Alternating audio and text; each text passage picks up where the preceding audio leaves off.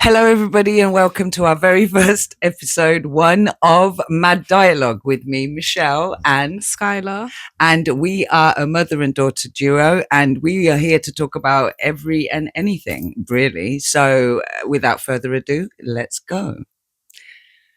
So, how are you doing, Skylar? You good? Yeah, I'm good. Okay, I see. I don't even know how I'm supposed to be sitting with the mic. Do I need it up here? This like, can I just sit no, like this? because when I Whatever. moved it down there, it works. Okay, well, I'm sure as we go, it will just flow.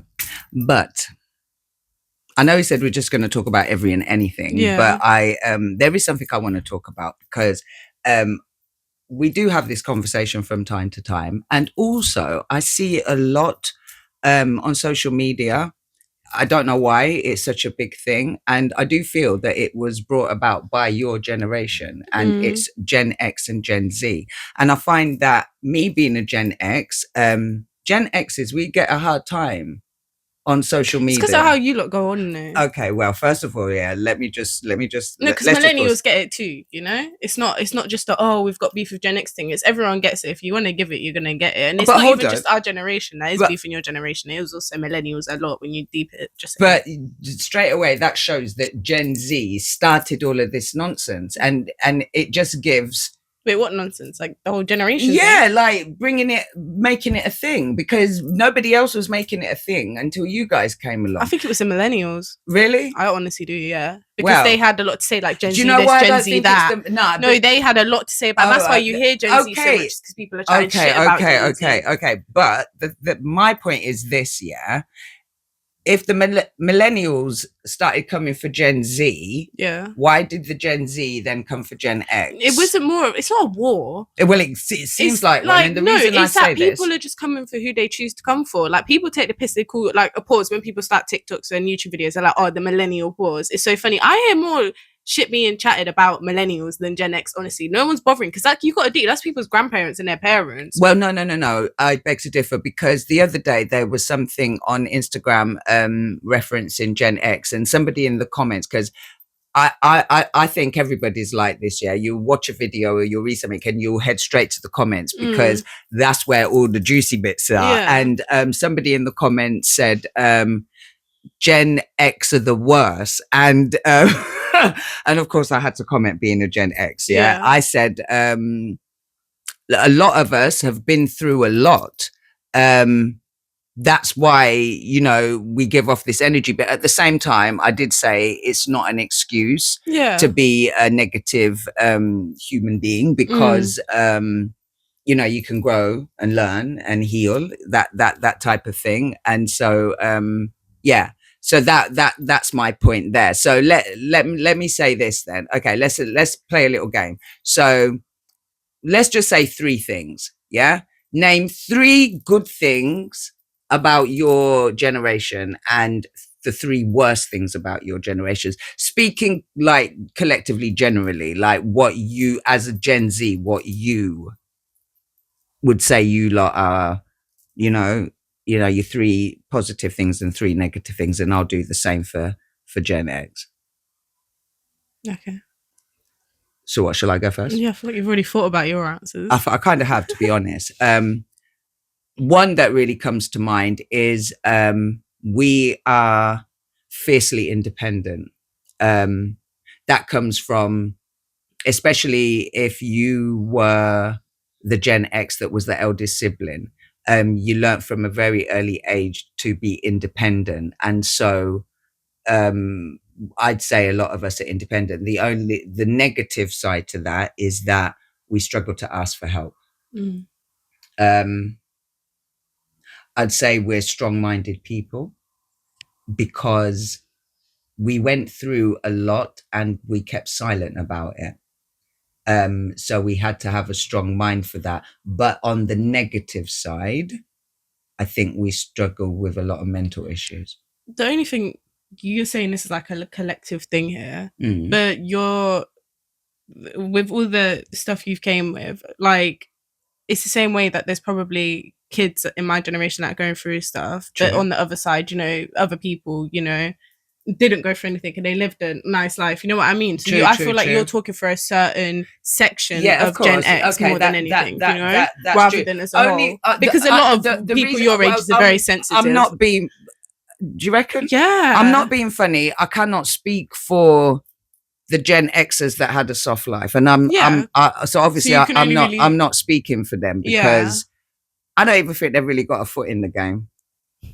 I'm sorry, but they don't, and I'm not saying that in a dread way. Like, I'm glad that they had a good childhood and all the rest of it, but they will not be able to relate with the Gen Xers that didn't have a good childhood. Do you know what I'm saying? And so, and like I said, I'm not holding nothing against, because I personally would like to feel that I've given you a good childhood. So that's not a bad thing. And so that brings me to another point. For Gen Xers that didn't have a good childhood, they've tried hard to give their children a good childhood. But once again, that comes later because you have to heal from all of the nonsense. So I hear what you're saying there, with you know, living a different type of life. So I'm just speaking for the Gen Xers that had a hard life. For me, it's easier to think of more stuff I don't like about my generation than what I actually do. Because there's like a lot of situations where like I can agree, like it's bullshit. Like, for one, it's like it's how dramatic everyone is. Like, it's like you can't get away with fuck all today. Like, I will watch shows and everything. Like, I can't think of any off the top of my head, but you know, in these shows there will be racial jokes made, there will be jokes made about people's sexuality, just loads of out of pocket jokes that are funny. And I feel like as a whole, when people took it as, oh, like, that's funny, not saying anything like hardcore or anything like that, but you know, like little lighthearted things, it just like felt everyone was a bit more carefree. You know, everyone wasn't as quick to get offended by stuff. Whereas now, if you just say one thing like that, they could try twist it and then make it a certain thing, and people are just dramatic. Like, you can't live, and you feel like you have to watch like what you say and how you act and stuff like that. I agree with that. People and like that's a problem for someone like me. But you know, and that's one thing. Not saying like to promote like people like being disgusting towards each other, but you know, just that more thing where people shouldn't be as sensitive about certain things, especially because a lot of the time it's to other people's opinions.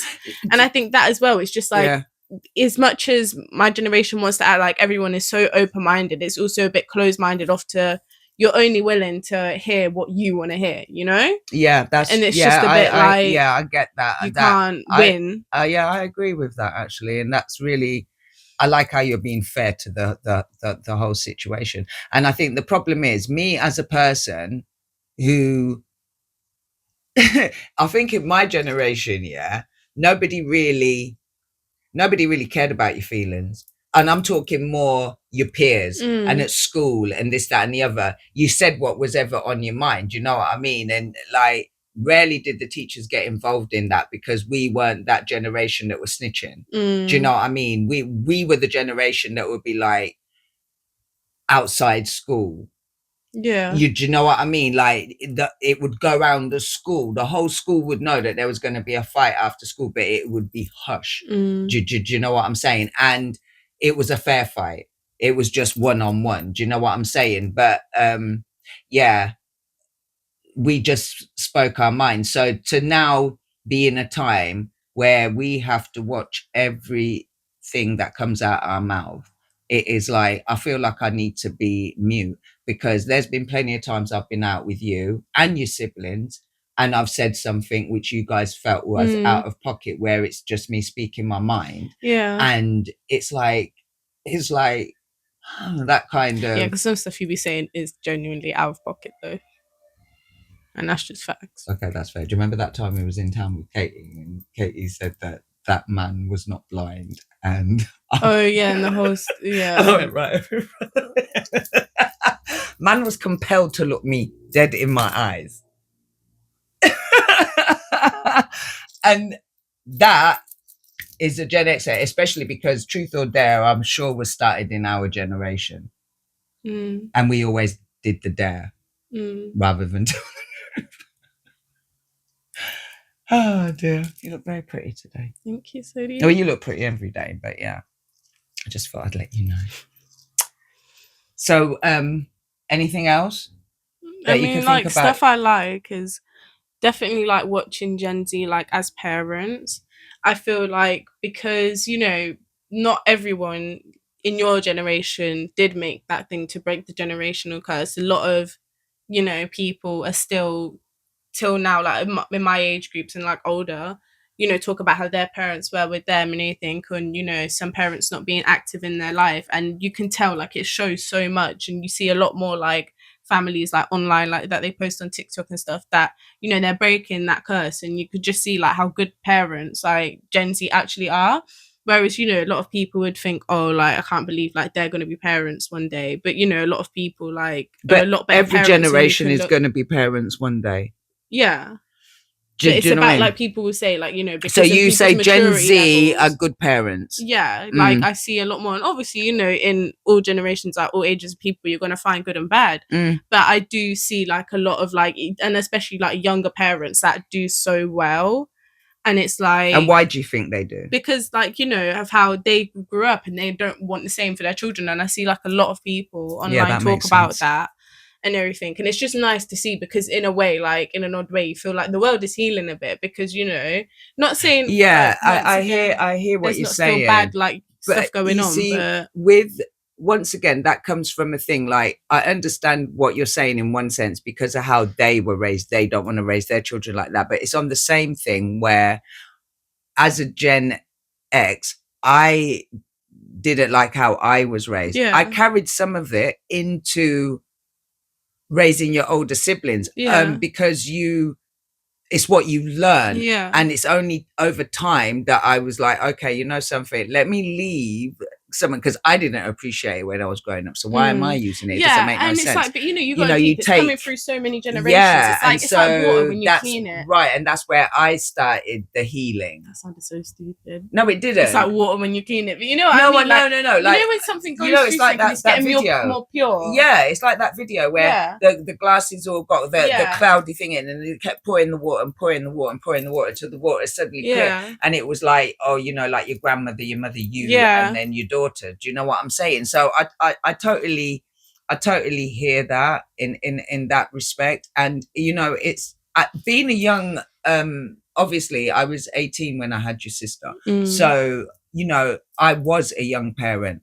I am the last person to judge young parents. Do you understand what I'm saying? And but that's another thing I have noticed. I've noticed that people are becoming parents at a younger age now. But some of them are doing well and getting married at a younger age as well. Like, I mean, it was actually the other day. I was literally talking the other day, and I'm here planning to get married at 22. Like, where am I going? I know. You know what I mean? Like, it's weird because I never would have thought. And that's kind of going back to how it was, I suppose, like when my grandmother was a young girl. Yeah, because back then they used to get married. Like, I'd see people like, we got married at 19. I'm like, what? Yeah. But now it is getting like a lot more normal, and it just goes to show how things sort of repeat. But it's not a bad thing. Yeah. I mean, look at your brother and your sister-in-law. Like, they've been together from young. Do you know what I'm saying? So there's obviously something in it, and it must work.